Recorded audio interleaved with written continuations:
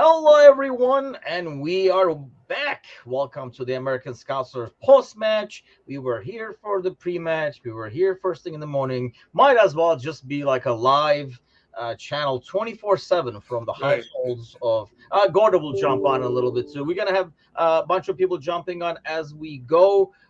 Game just ended. Liverpool 3, Leicester City 1.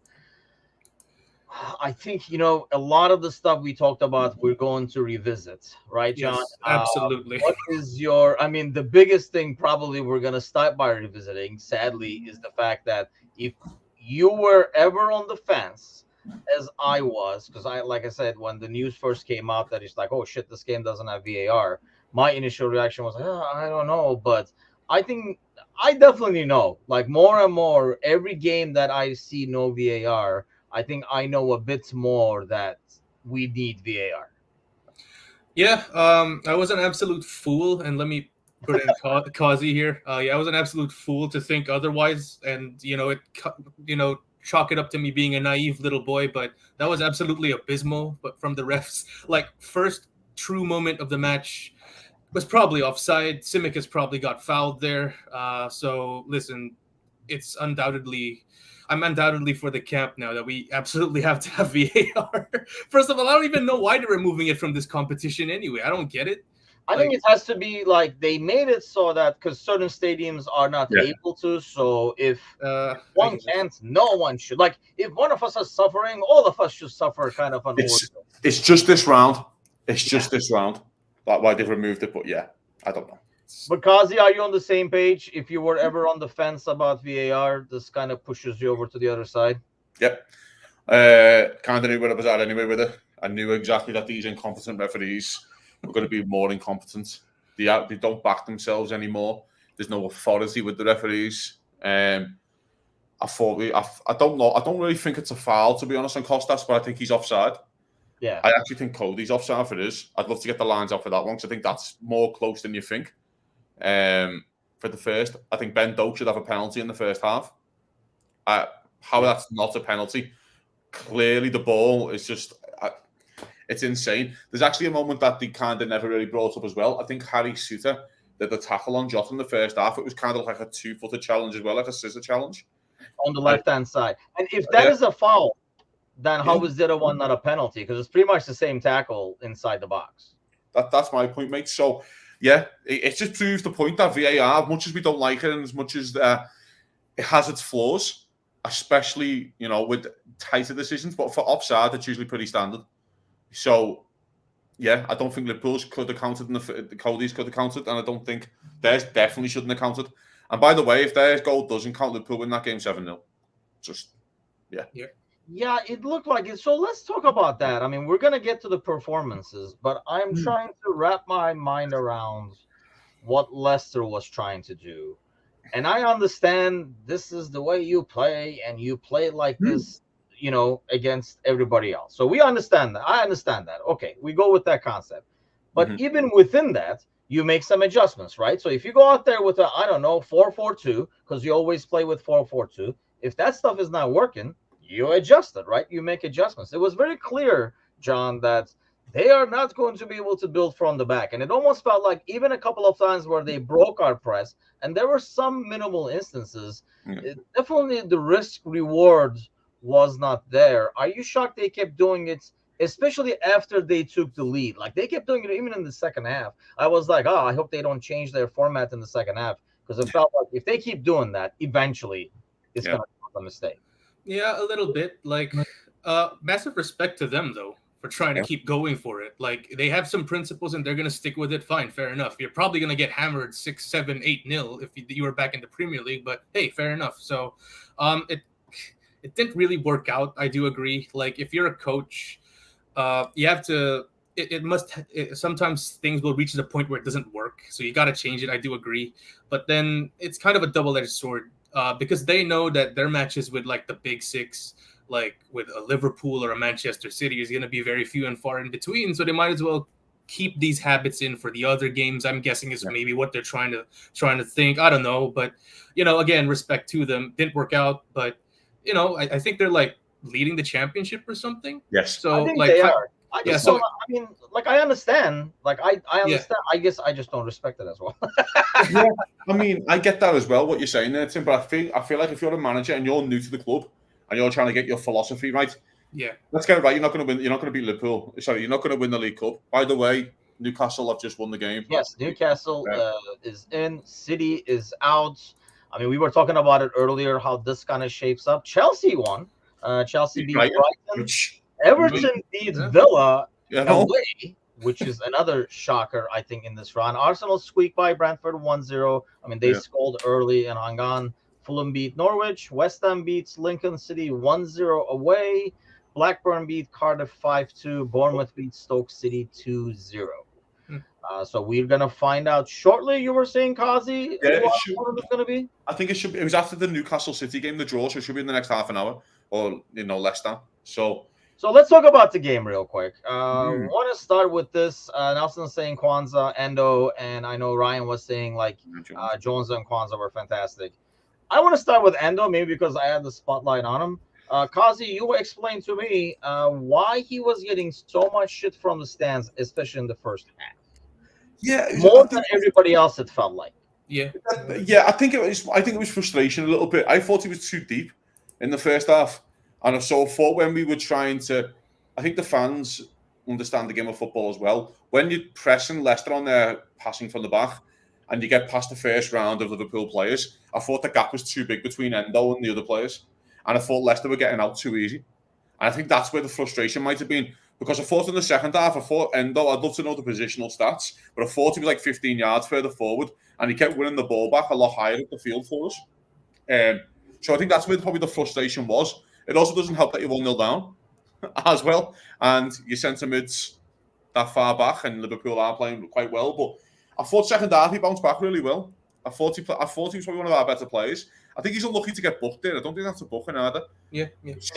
I don't think it is a foul, and I thought he's played super well. So, yeah, a little frustrating, mate, but I think he'll take loads from that tonight. He'll take loads. And he also knows as well he's probably going to play next week against Union. So, it's more minutes. You're in the position again. Loads to take, good tackles, good challenges. Lovely pass to find Szoboszlai. Yes. His goal as well. So, bounce back well. I didn't think he was great first half. The stiff might have been unwarranted, let's say. But I think, again, when the manager got them in, I think he could trust Jones, because I thought Jones was excellent from right back, and I think Endo's kind of noticed that himself as well. So no really good comeback from him. Yeah, I thought it was like odd because in the first half, even, I mean, his passing, I really like his distribution and passing. In the first half, he seemed like really concerned about making a mistake first of all, and I do get that, and it felt like a lot of communication, John, because there were a lot of times, and that's where like the crowd would get kind of. You can hear like the rumblings, if you will, like the natives were getting restless because you could kind of like he would get the ball with his back, nobody on him, but he would almost play like somebody was on him. I don't know if it was like lack of communication, nobody saying that he had time to turn with the ball and stuff, but he looked like he got it and he didn't know like what his surrounding was. Half of it is, I guess, he should check his shoulder, but half of it is the pace of the game. Do you think it was communication, or he looked nervous on the ball the first time? Was it just simply nerves? Yeah, I think he was just nervous, and I really feel like Klopp said one thing or two to him at halftime because the adjustment was just night and day. Like I agree with Kazi, he was moved a bit forward, and he was making so much more progressive passes. I was like, is this Endo or Jordan Henderson on the 6? Like, because some of those passes to the left and the right, and obviously that pass to Szoboszlai were really good. So I was like, listen, guys, just calm down off our man. Like, let him adjust. Like, he's still new. Like, this is his third, fourth game that he's played like a starter. So like, let's give him some time. And granted, he committed a couple of fouls there, which I agree weren't fouls at all. It was just a 50-50 where he's won. So like, we got a player there who would literally die for the shirt. I feel like he's never gonna be last. He's always gonna be first in terms of like effort, putting the challenges in. So like, it's a good performance from him, definitely. I thought so. I mean, Fab would do the same thing. There are some tackles, Kazi, where you gotta either win it or you gotta foul it. You gotta stop the attack one way or the other. And I thought he did that well several times. He just got like too much flack for it, really. I thought than he should. Let's look at performances like, Kelleher. He was there a couple of times. I thought he came out well. The goal is really a 1v1. If he saves it, you more like, holy cow, what a save. But you can't really put that on him for conceding that. Back line, I guess Jones and Kwanzaa, Costas and Konate. What did you make out of their performance? Man, I thought Jones was excellent. Again, by the way. The one that disappointed me a little bit was, funny enough, was the senior players. I thought Konate was poor at certain moments, especially one in the second half when we're 2-1 and he just steps right up and Kwanzaa has to track all the way back, and Kwanzaa makes a great challenge in this, and you're like, Konate tries to win the ball back literally 15 yards in their area, gets done, a little bit of turns, a little bit of key play by Leicester, then they're just straight in. And sometimes, like when you're the experienced defender and you've got Curtis Jones right back, by the way, and Kwanzaa, you've got to be the one leading the line and go and just relax a little bit, calm it down. And I don't think he calmed it down enough, in my opinion. I want to say I thought that was Costas' best game for a while, really. I didn't think he was amazing. But I'm going back on his other performances of the last few times where he's been absolutely dreadful. I thought today was a very passable backup left-back performance. Do you know what I mean? Like, that's your backup left-back who barely plays and he puts in those performances. I'd be okay. Do you know what I mean? It's the ones when you go, you're the backup left-back, but you've been absolutely dreadful when you come in. There's a difference. You know what I mean? Where today, that was like a 6 out of 10, 7, you know what I mean? 6.5, you could argue. And that's fine for a backup left-back who barely plays. You know what I mean? But, yeah, I thought we did well. They had one chance, really. They had a couple of little set pieces where, you know, they had a few little snips. But other than that, they had one chance, which was offside. They score. But otherwise, you know, again, big shout out to Curtis, mate, playing in that position. And excellent. Yeah, I thought he did extremely well. I mean, you could tell towards the end, right before he came out, the battery was running low. He went back to old Curtis, got trapped in that corner there. But I thought he did excellent overall. Like when he cut in, his passing, his range is not Trent's. He tried a couple of Trent passes from midfield. They went a little long. But aside from that, I thought he was excellent. Costas, Konate, I definitely agree on. I think maybe leading a line or, captain in the back line maybe is too early for him because it did not look. And to be fair to him, this is I don't know if this four has ever played together. I mean, we know that they had never played together because Curtis Jones has never been there before. So I guess to be fair, I mean, that was the case. But Costas, I personally disagree. I mean, 6 at best. Bits better afterwards, in the latter stages of the first half.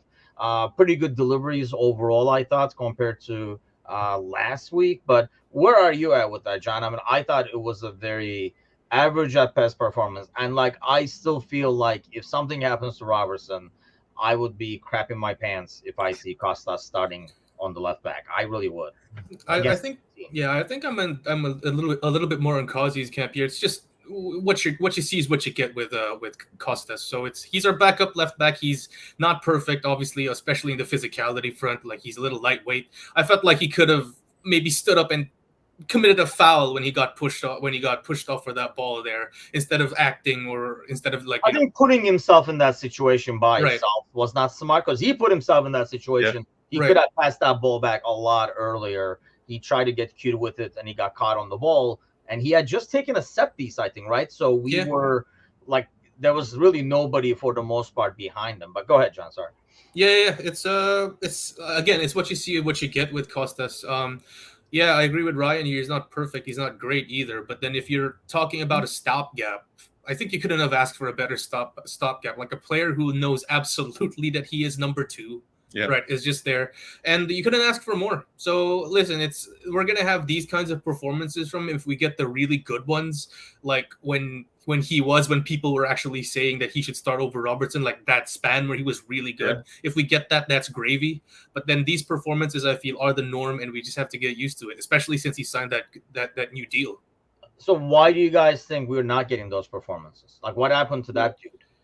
I think for me to run the games. Just give a lot of run of games. We just don't. We had this because a month from now we're gonna be that's all he needed was a bunch of games. Well, yeah, probably, yeah. He's going to play every single Europa League game, isn't he?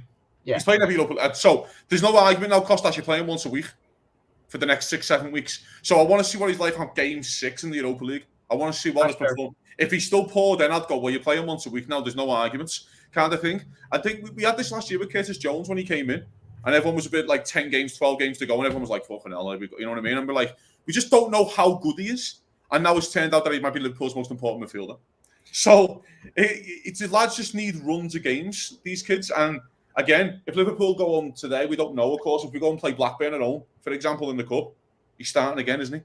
Yeah. Do you know what I mean? There's probably only a couple of away games where you go Arsenal away, Newcastle away, even Goodison Park. There are probably only 3 games in this competition where he's not going to play. True. You'd expect Robertson to play. Do you play him at home in those games? Yeah, I'll play him at home against Arsenal. Okay. I think so. Unless they start Saka. Can we submit their team sheet first and then can we start? But I don't think he would start Saka. That's the thing. I don't think he would.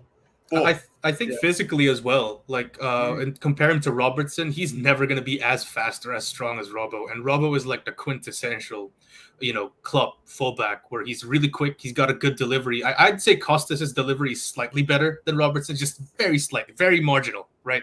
But it's that physical gifts that Robertson really has that kind of hinders Tsimikas from what you're saying, Tim, reaching that next level. He's never the fastest, never the strongest. So he's just right there in the middle.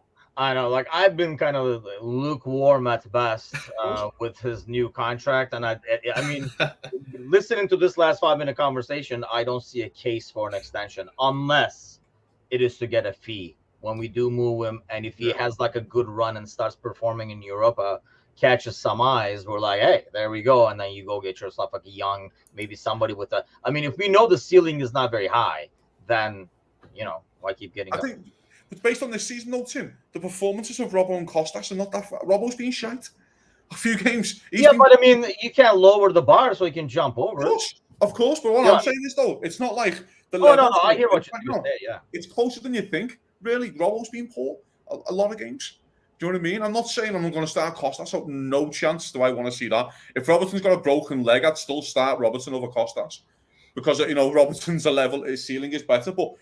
If he starts putting performances in Europe, mate, and Robbo wants to, coast a little bit, you never know. I knew the moment the goal happened. This is the first thing I swear I thought of is Chris saying that within 3 years he's going to be winning Ballon d'Or. And you know what? The kid is amazing. I mean, he really is amazing. Like the skill he has, the tools he has, and he's so young. The ceiling is so high. I mean, it's weird when somebody with the contract he came in still looks like a deal. I think that's saying a lot. But let's start with midfield before we go into the substitutions.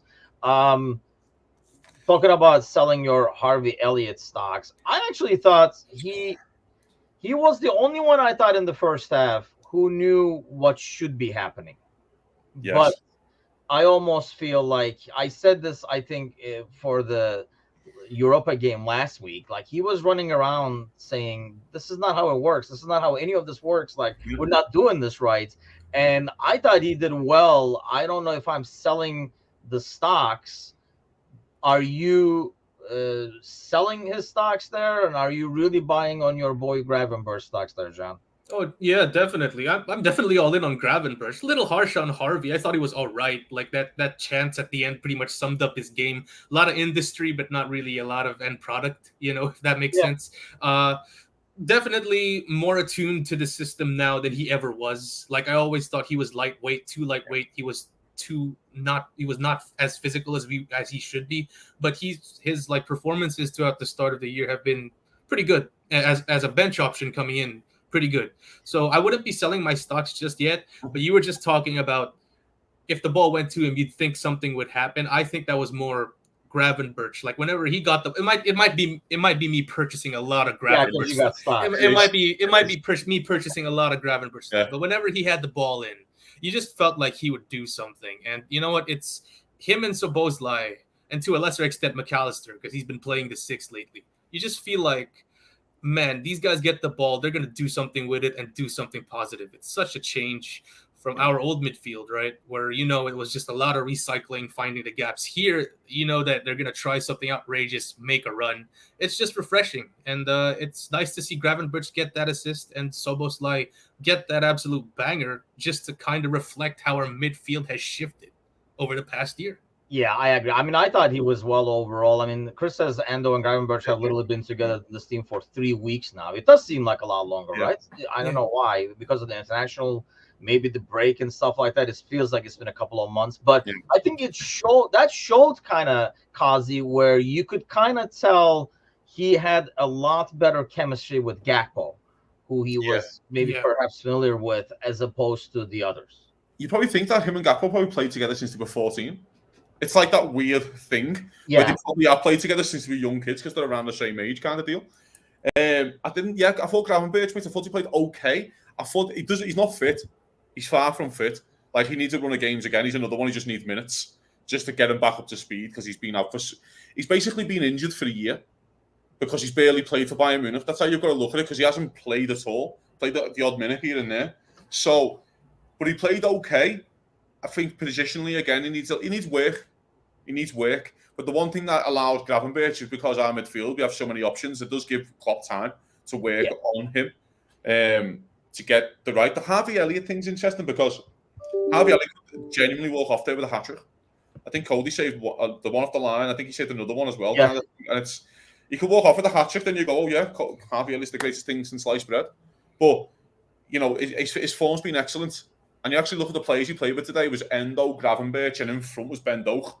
I don't think he's ever played with those lads before. And if he has, it's collectively for about 5 minutes. And you can kind of see how he got better when you inserted like Nunez and Szoboszlai and stuff in there as well. The better players came on, who knows on the understanding comes back, and then it all kicks in again. There's also a part as well where Endo steps up 10 yards. And he goes, well, if you're stepping up 10 yards, I can step up a bit further as well. And I can, get on the ball a bit more there. And that's where it kind of comes from. Elliott's been great this season. He really has been great. Yeah, he had an off day today, but he's also playing with lads that no one's ever played together. Yeah, I thought he was like more than okay, especially in the first half. I thought he was one of the brighter ones who looked like what we should be doing, but it's kind of hard to. I mean, he's too young to be able to kind of. It's similar to what we talk about Konate, right? In the back, like to be able to lead a line. I don't think Elliott is there to be able to lead a midfield and say, hey, this is what we got to do. I think you have somebody more experienced out there. Maybe he drags Endo and says, hey, you got to push up a bit more and stuff like that on the pitch, and makes those adjustments. Let's go forwards. Bandok, Jota, Gakpo. John, I felt like if Dok ever gets the left foot and that crossing with the left foot better, he will be unstoppable, because people are so horrified of him making it to the end line that cutback is there every single time he wants it, and he does it really, really fast. It felt like anytime he wants, he can do that and stop on a dime. I think more than his speeds, I was really impressive. Sounds odd to say, but how fast he stops from the max. Yeah, it looks like he really throws defenders off, doesn't he? Like, they're kind of not expecting, who is this kid, right? And then when they finish that thought, he's already past them, right? And then when you actually catch up, like you're saying, to stop just really throws you off. It's just like, man, it's physically, we really have a good player there. But obviously he's young. He still has a lot to learn in terms of like, the build-up play and all that, which you're talking about, the development. So again, I wouldn't say it's his best game. Like, I feel like I'm getting a lot of Lask vibes from this. I feel like he caught a lot of people off guard early on, but then they slowly adjusted to him as the game went on. So that other layer to his game, that like, when the defender counters your move, what's your counter to that counter move? If that makes sense, what you're saying, the delivery is his next step. So, and the only way he's going to develop that is if he keeps getting some playing time. So, like, hopefully we stay in this cup longer, get a good run of fixtures in the FA Cup as well, to get more starts for Bento. But again, not his best, but a positive step, I would say. Yeah, Ryan says Dog looked all right in the first half. Seems like he has that thing where he has 5 ideas and ends up not doing. Should have scored as well. Yeah, that is a great way to say it. And that's something that comes with time and playing time, right, Kazi? Almost like the game slows down, so you can think in between those 5 ideas and pick one in a split second, as opposed to things are moving a bit too fast right now. Yeah, couldn't agree more. I was quietly impressed with him. The one thing I'd say, he's playing against the left back there, he's probably Premier League quality in James Justin. Yeah, he's a really good fullback. So it's not like he's playing against a team there with Connor Cody again. We all agree probably he's a Premier League still quality centre half. Do you know what I mean? He starts for 6 or 7 Premier League sides still. And then you've got Ricardo Pereira, who 3 years ago was getting linked with all the big clubs in the world. He had his broken leg injury and he's been out for 18 months and now he's just getting back. So he's playing against a really, really good defence there, who, by the way, have only conceded 5 goals in 8 games, I think, this season. And they've won 7 out of 8. And he played 6 away games and won all 6 away, I think. So, and they've only conceded 3 away from home. So they're a really good team. And Ben Doak there, I thought, again, against a really good fullback. First half was excellent. He needs minutes. He looked tired second half. I thought it was the right sub to make because he looked tired. I liked how he kind of pushed Elliott further forward as well when he came off, because we kind of unsure what Elliott's position is. I think he's like a number 10, number 8 kind of role. Well, I'll ask you, Ganso, do you think Ben Doak would be a right winger for Liverpool? Because I don't know. It's early days. He's a kid. I get it. And there's a lot of time to breed him in. But is he the right lad to play a right wing role for Liverpool? I don't know. I think it's too early to tell. Yeah, I think it's too early to tell physically, and I think it's too early to tell to see, like what Ryan says, is the game going to slow down for him? He's still going to have that speed. Is he going to be able to make the right decision? And I think here's another thing, right? Like going back to what you're saying, John, is, yeah, I mean, that move is deadly, where he just suddenly does that cut and goes to the line. So the counter to that is when people cover that, he stops on a dime and his left foot is wide open if he wants to do something with it. I guess then, like, what do you add to that game? You look at, I mean, nobody's going to be Mo, right? I mean, but if you go back and look at Mo back when he was at Chelsea and stuff like that, compared to the Mo now, like, how much do you develop your game? Do you add something? You know, like basketball players, like they're like, do you add this? You add the 3-point shot thing? Do you like do the posting up to your game? Blah blah. So as the player develops, as he adds more to his arsenal, I think he can be. Will he make that step? I think he just needs time. I think it's too early to tell. Where are you at with it, John? Yeah, it's a little early, but obviously you could do a lot worse. 17 years old is starting at the right wing for Liverpool Football Club. Granted, it's a cup competition, but it's still starting for Liverpool Football Club. So Klopp clearly sees something that he's got, flaws and all, right? So I back him. I definitely back him because he's got that one move that's basically semi-unguardable, right? Which is that burst and then that stop, right? So if he it's easier said than done, of course, but we're talking about adding another layer. But if he does that, I don't know, man. Like, I hate to say it, but we might be saving potentially 60, 70, 80 million, right, for a Salah replacement. That's where I'm, though. Like, I don't think, I mean, I'm saying it's too early to say now, but I don't think I'm going to tell you in 6 months, yeah, I'm sold either. No. And not say, okay, we're set on right wing, because I would be, you're going to find out the hard way unless you do something else I mean, if anybody in the squad down the road, I feel like can replace in the right wing, I would actually say Szoboszlai, because he has the speed and he has, like the skills, and he has played right wing before. And then, you maybe work in Gravenberch and get like a, top-notch defensive midfielder, and Gravenberch, Mac, you're the new defensive midfielder, and you push Szoboszlai up. I mean, not that he's doing great where he's at and you want to take him out, but I think either way, Kazi, we're not going to be able to say come June, regardless of what we see, we're not going to be confident enough to say, hey, you can replace. The right winger for Liverpool has to be left-footed, in my opinion. He has to be left-footed. You have to cut in. You have to do that kind of thing.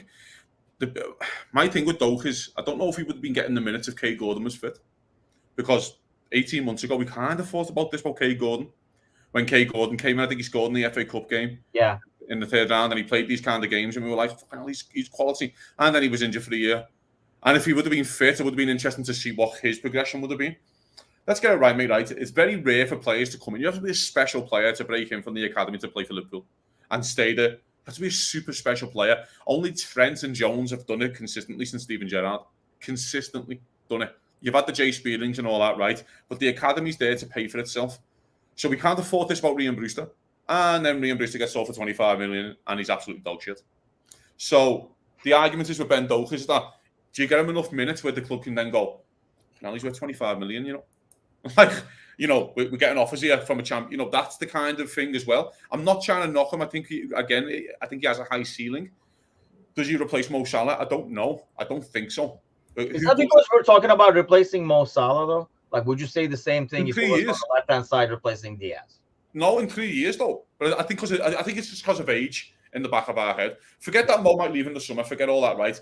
In my opinion, I still think Mo might sign a new contract. But I think Liverpool still need to... If Mo leaves in the summer, we need one more, don't we? We still need a right winger to get the Stoke time for him to go and bread in and do what he needs to do. We all, again... That's what the academy players do. They come in, they have a few minutes, and Liverpool sell them and make loads of money. That's what we do with our academy products. And that's what you're meant to do, by the way. Because you have to be there's only 50 players in the whole world of football, 60 players in the whole world of football who get in Liverpool squad. That's how high Liverpool are as a football club. There's literally 60, maybe 70 at a max push will get in Liverpool squad. And that's the level of benefit when everyone's fit. Okay, keep going. You got to think. Yeah, no, I hear you. You know what I mean? Look at City are the best team in the world. We all agree that City is the best team in the world. They have about 5 players who get in our squad, in our starting 11, maybe squad. 7 players who get in our squad, and they're the best team in the world. So that's why you know what I mean. That's where my point comes from. So let's give them time. Europa League games. I think this cup draw is going to start in the next 5 or so. 10 minutes. It's about to start. It says it's imminent. I keep refreshing over here to see what happens. So we'll listen. If we might talk about this after the draw when we get Blackburn at home, and we go, well, there you go. Then there's another 90 minutes for you. Yeah, I think I agree to that. Jota, let's talk about that. I feel like oh, what a footballer! He is so Jota, dude. That goal is like so. Like I honestly think it's unfair on him. This is like part of me feels like we evaluate Jota. Judges performances, but we put Curtis Jones on the left and judges him. I don't think he's a winger. I really think he should be in the middle. I know a couple of weeks ago when we talked about it, Bickler was saying he doesn't even fit the 4-3-3 like in this system in some ways. He should be in the box where he causes havoc. I think putting him out on the wing kind of wastes him, John, and we don't get what we should. Oh, yeah, we don't. Like, it's his build-up play has never been his strength. His speed has never been his strength, and that's like a hallmark of club wingers. He wants to apply pressure on the defenders on that touchline. Like, if you got Jota coming in there, obviously he's no Sadio Mane, he's no Luis Diaz. So, obviously, that's give the defender a bit of a day off. But that skill that he has, he gets like a half chance or a chance in the box, and bang, it's a goal. Is just what keeps him in the side, I feel. And I love him for that. Like, he can have an absolutely shit game, like what Kazi was saying, absolutely abysmal, and then he scores. It's just like, you know what? We'll take it. He's never going to pop up. He's going to score. I think that's why he's ideal to come off the bench. I think Chris is right. If he was like with a 2 up top, like running off of Nunez or letting Nunez run off and stuff like that, he'd be great. Get in the box along with Nunez where he gets attention. He'd be great. It just feels like Kazi, he is kind of wasted, but at the same time, very valuable to come in and popping goal. Yeah, man. I think that's he's mad, man. He's so frustrating at times because, yes, he's not a winger. We can argue that. It doesn't mean you have to have a shit first touch. It doesn't mean you can't get involved. Do you know what I mean? It doesn't. Like, he couldn't control the ball a couple of times there, and you're like, Jesus, mate. It looked like he'd been space jammed, and he's just like, what's going on here?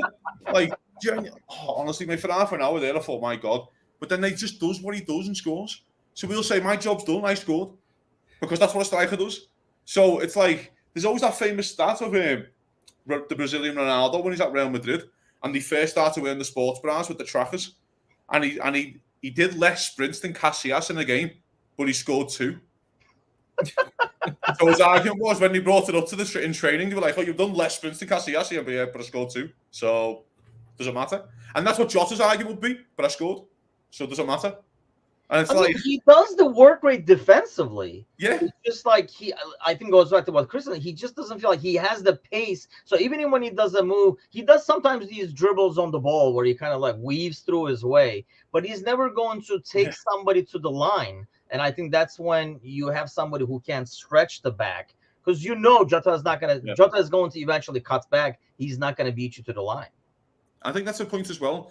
With the Jota, you are right. Couldn't agree more. Off the ball, he's great as well. He does work hard. He has a great press on him and stuff. But also, defenders know that they can take a chance with him because defenders know they got the pace to get back.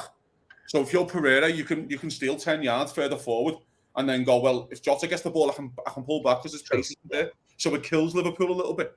So that's where when people say him down the middle, and he is a down the middle striker. I would always prefer if you were going to do it, a Darwin on the left and a Jota if he was going to start all three in the middle. That's just me personally, but man, he just pulls out this. He's the most naturally gifted finisher in our team.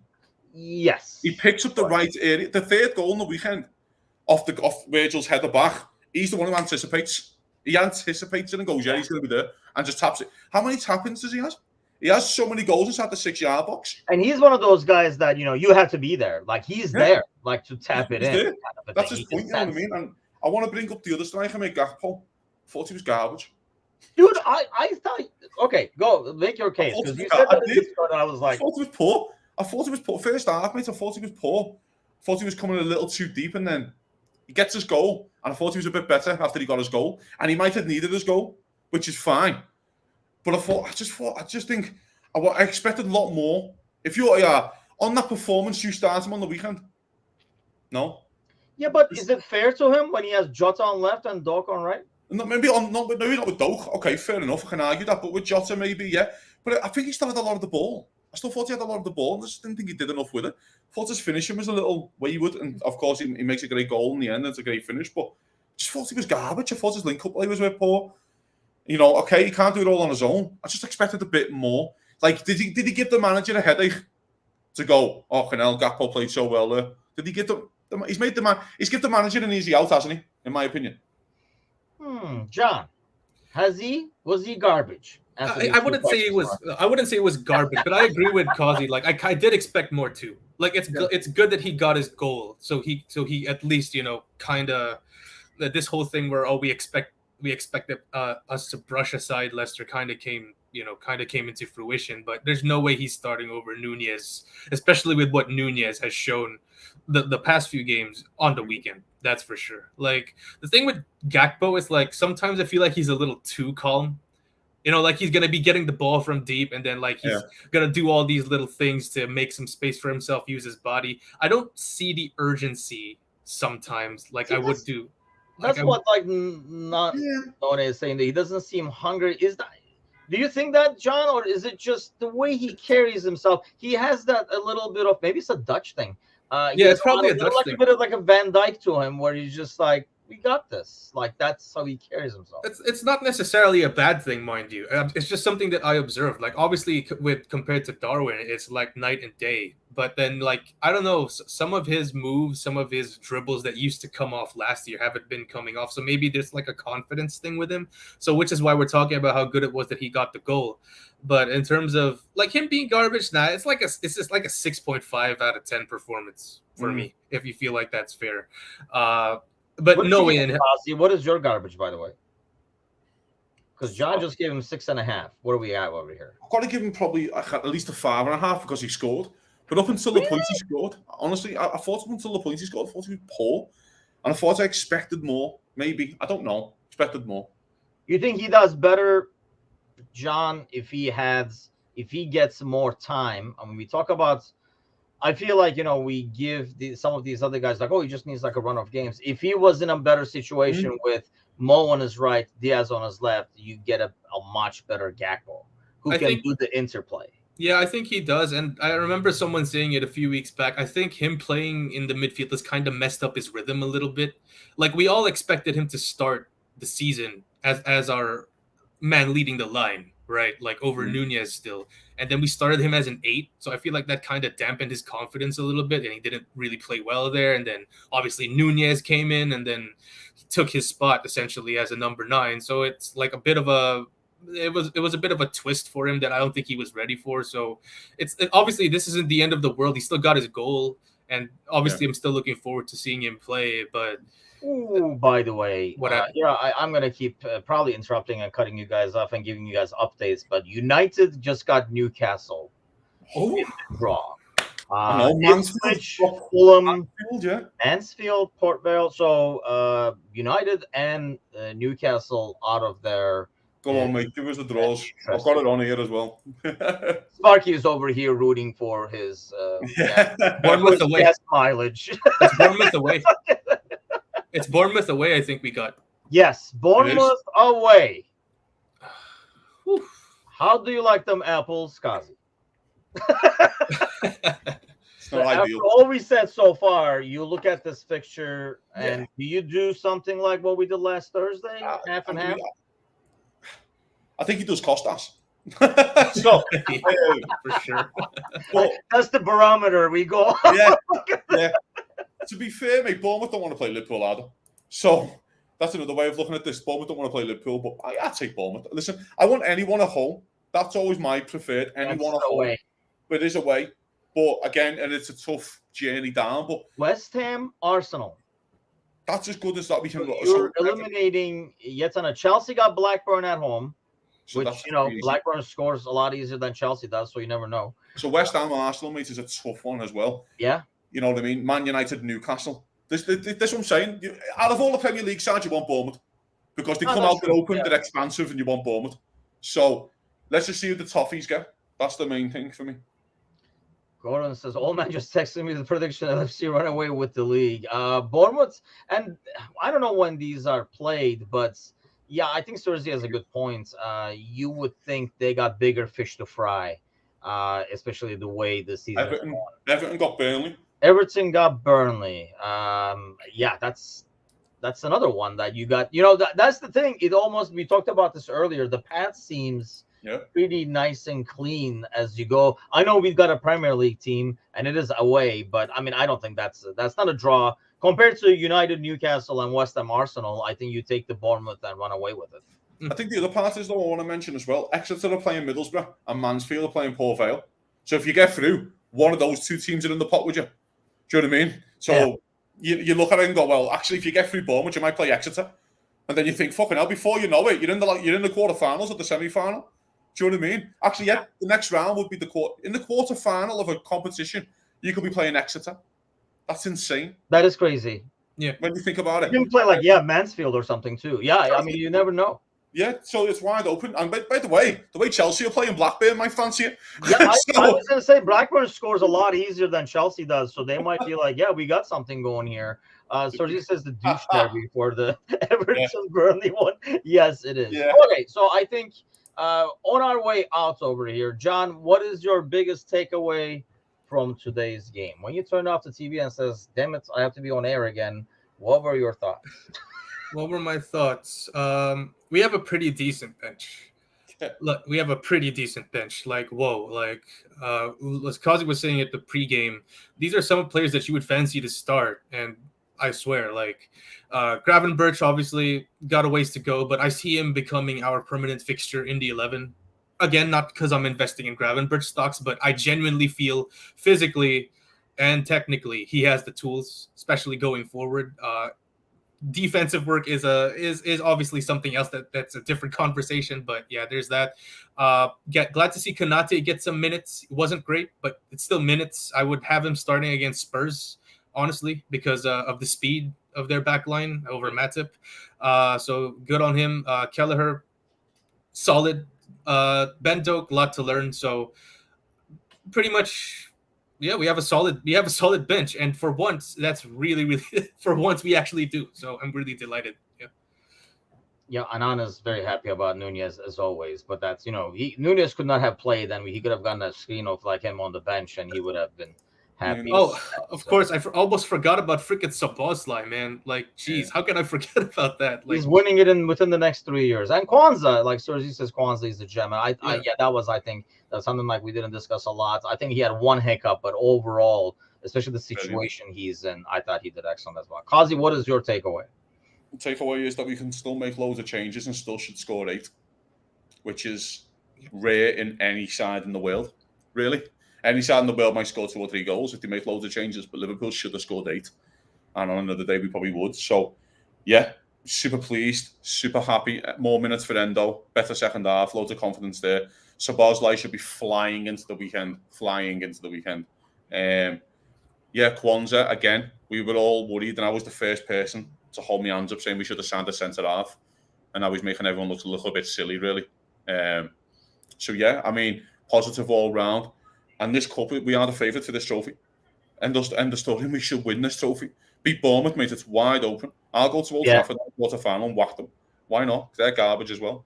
So, yeah, why not? Let's win a trophy, boys, and let's kick on.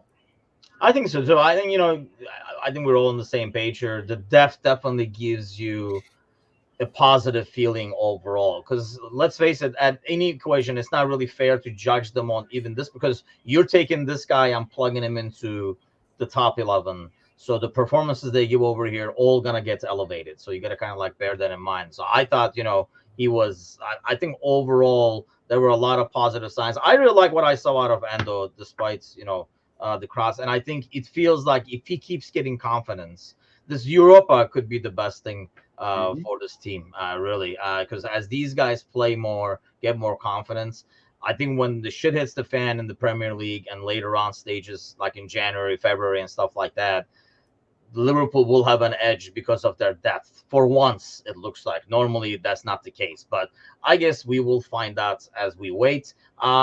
Tune in tonight if you have not been sick of my ugly mug, and you can tune in to see if I look better maybe in the evening and be terribly disappointed. But we will be on live with the Premier League panel later on tonight, 8 o'clock Central, 9 Eastern.